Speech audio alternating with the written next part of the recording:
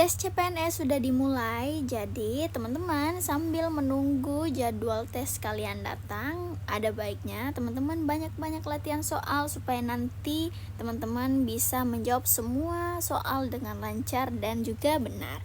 Oke, pada kali ini kita akan lanjut latihan soal lagi, khususnya di sub penalaran analitis ya teman-teman.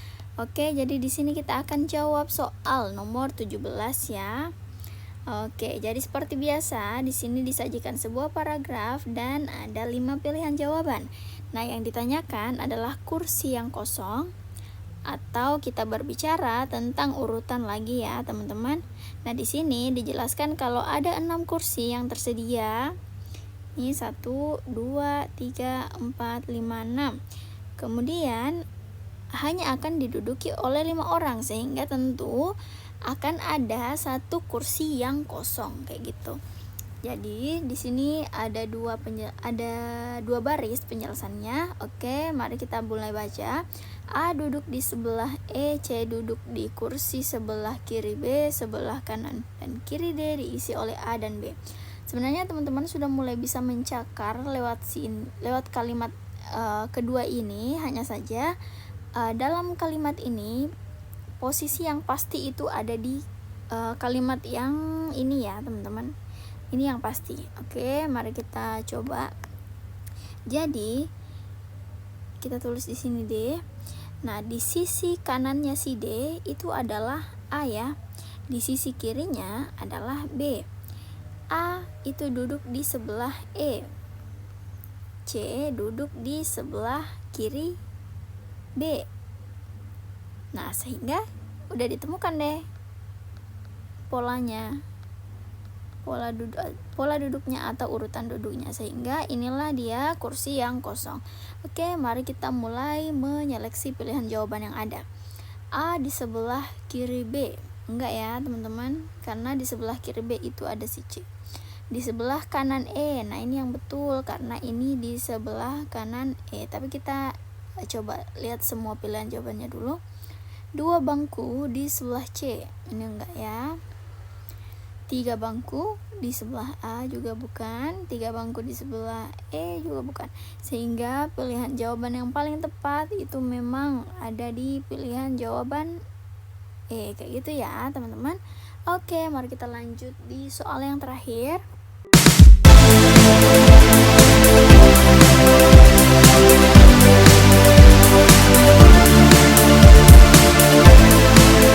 Masih bingung ngerjain tugas mendadak? Tuntaskan tugas kamu bersama Amanah Store. Nah, di sini di nomor 18 kita akan lanjut lagi untuk membahas soal ini ya, teman-teman. Nah, jadi yang ditanyakan juga masih seputar urutan gitu ya, sama kayak yang sebelumnya. Ini siapakah yang berada di sisi kanan Hendy? Oke, jadi di sini itu ada 6 orang penumpang yang duduk berjajar, berarti seperti ini ya, 1, 2, 3, 4, 5, 6. Kemudian Endah dan Siti dan Mirna berangkat bersama dan duduk bertiga bersebelahan, tapi ini kita masih belum tahu gitu ya urutannya itu kayak gimana. Hendy duduk di posisi paling kiri, Vivi duduk di antara Mirna dan Koko, Endah duduk di sisi kiri Siti. Oke, jadi kita mulai jawab.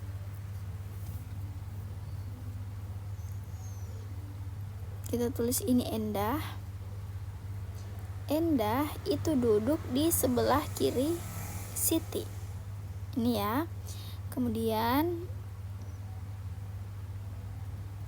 Vivi duduk di antara Mirna dan Koko. Siti, Endah, Siti dan Mirna duduk bertiga bersebelahan. Nah, di sini kita sudah dapat Endah dan Sitinya, berarti sisa Mirna gitu ya. Sehingga kita bisa tulis Mirnanya itu ada di sini karena mereka duduk bertiga bersebelahan. Oke, kemudian kita lanjut. Hendy duduk di posisi paling kiri. Hendy duduk di posisi paling kiri, kita tulis di sini aja.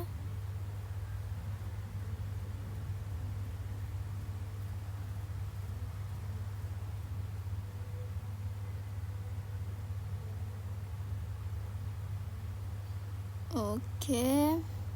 Kemudian Vivi duduk di antara Mirna dan Koko.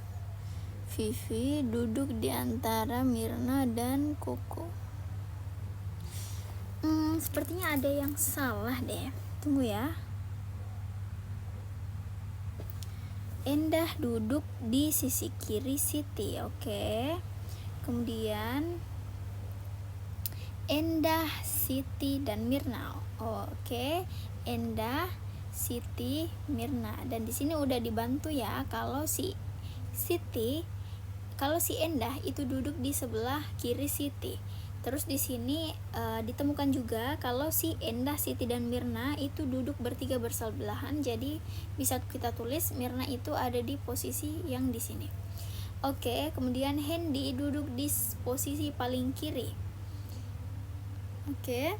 Vivi duduk di antara Mirna, ini Mirna ya, dan Koko. Berarti di sini Vivi dan sini Koko, sehingga kita menemukan urutan yang seperti ini. Oke, jadi ini kita hapus saja. Kemudian di sini ditanyakan kalau apabila si Hendy, kita tandain, apabila si Hendy itu bertukar tempat dengan Vivi, berarti kita tulis ulang ya urutannya, V E S M H K. Oke, jadi ini urutan sebelum pindah dan ini urutan sesudah pindah. Siapakah yang berada di sisi kanan Hendy? K ya teman-teman. Si K ini siapa namanya? Koko. Jadi pilihan jawaban yang paling tepat adalah pilihan jawaban C, kayak gitu ya teman-teman. Nah, kalau kalian masih pusing atau masih perlu banyak latihan soal, teman-teman bisa banget bergabung bersama kami di seperti biasa di kelas ide ya teman-teman.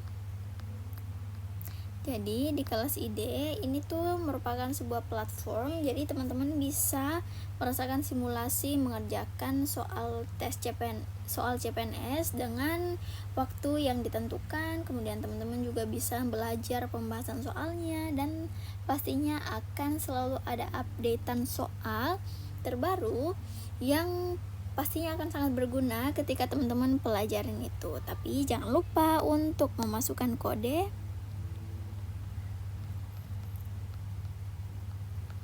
Mars ASN supaya teman-teman mendapatkan potongan harga. Oke, jadi di sini mari kita bahas. Seperti biasa, sub ini adalah sub penalaran analitis ya, teman-teman, dan terdiri dari sebuah paragraf dan sebuah pilihan jawaban. Oke, jadi di sini yang ditanyakan lagi-lagi adalah sebuah urutan, dan urutannya itu berbentuk lingkaran. Nah, ketika teman-teman mendapatkan soal dengan urutan seperti bentuk lingkaran, maka kita bisa dengan bebas menempatkan informasi yang ada, karena bentuk lingkaran itu jauh lebih fleksibel dibandingkan bentuk yang seperti ini atau seperti ini. Kita memang harus mengurutkannya dengan benar supaya menemukan jawaban yang tepat pula, kayak gitu. Jadi di sini kita hitung dulu ada berapa orang yang akan kita tempatkan gitu ya. Oke, jadi di sini ada Andi 1, Budi 2, C3, D4, E5, F6, G7, H8. Nah, berarti ada 8 ya teman-teman. Kita tulis dulu, kita bentuk dulu 1, 2, 3, 4, 5, 6, 7, 8. Oke, dan kita gunain aja inisialnya yang huruf pertama kayak gitu. Jadi di sini informasi pertama yang soal berikan kepada kita adalah Galih itu duduk berhadapan dengan si Farah. Galih duduk berhadapan dengan si Farah.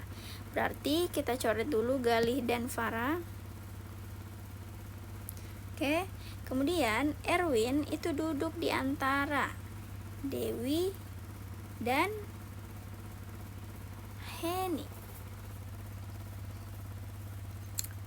Erwin duduk di antara Dewi dan Heni.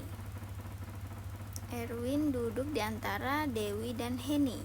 Jadi ada 3 orang gitu ya yang di pernyataan kedua ini, dan di sini sama-sama 3 ya, atas dengan bawah. Oke, jadi kita tempatin aja ini sesuai urutan, berarti Erwin itu yang di tengah ya, kayak gitu. Jadi sini E, di sini D, dan di sini F. Oke, berarti kita coret lagi 3 inisial E, D,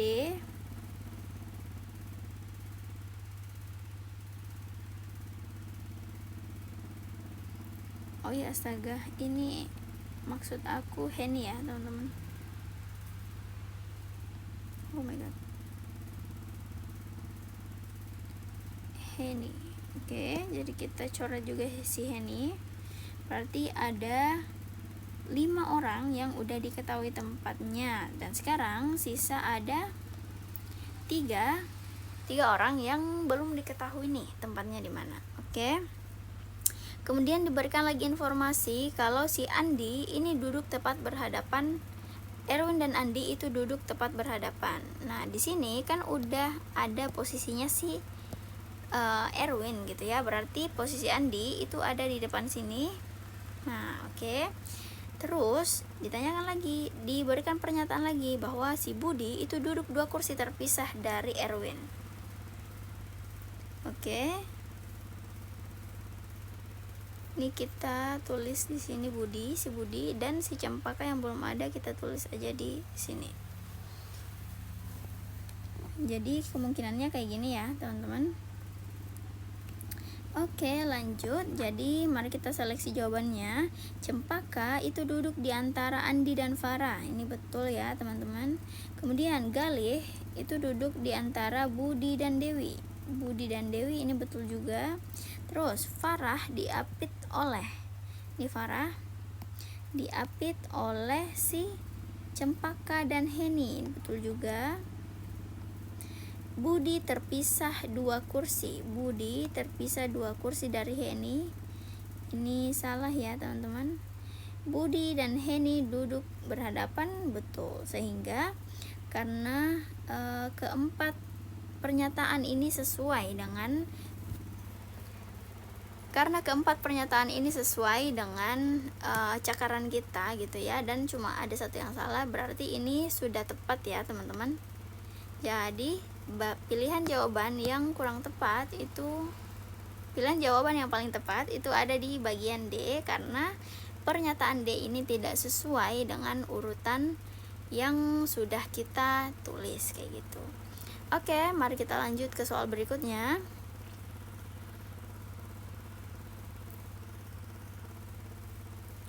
Nah, di soal nomor 20 ini kita akan main checklist-checklistan nih ya. Jadi ada beberapa siswa dan beberapa ragam atau beberapa ekstrakurikuler gitu ya.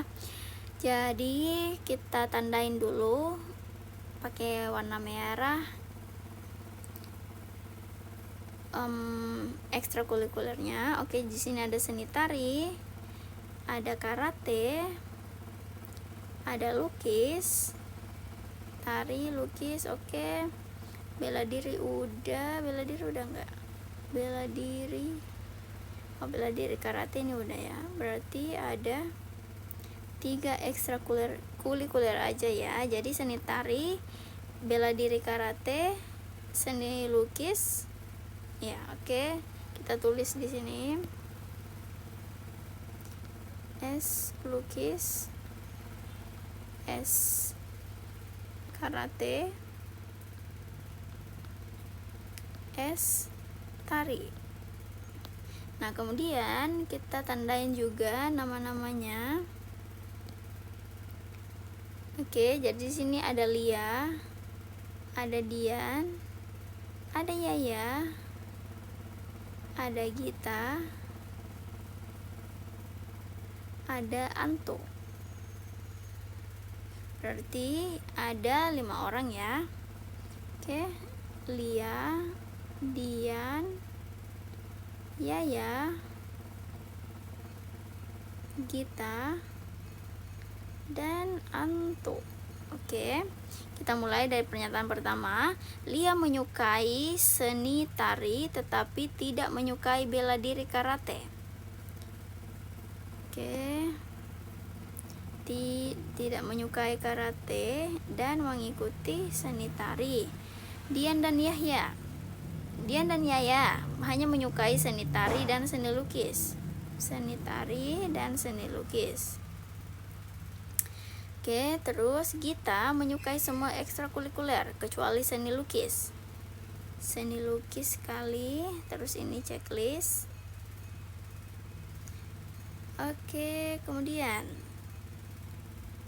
Anto hanya menyukai bela diri karate.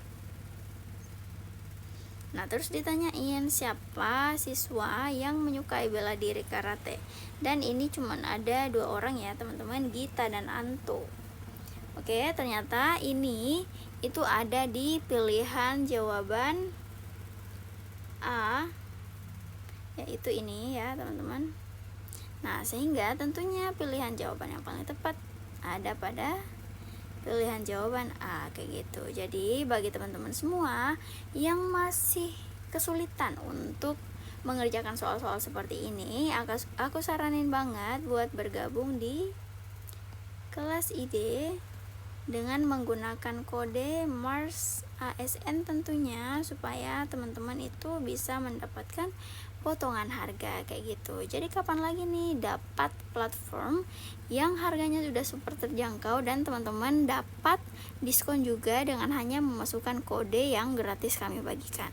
Oke teman-teman semua, kalau teman-teman ada saran ataupun ada pertanyaan, jangan lupa tulis saran dan komentar kamu di kolom komentar di bawah. Oke semuanya, terima kasih, sampai jumpa di video berikutnya.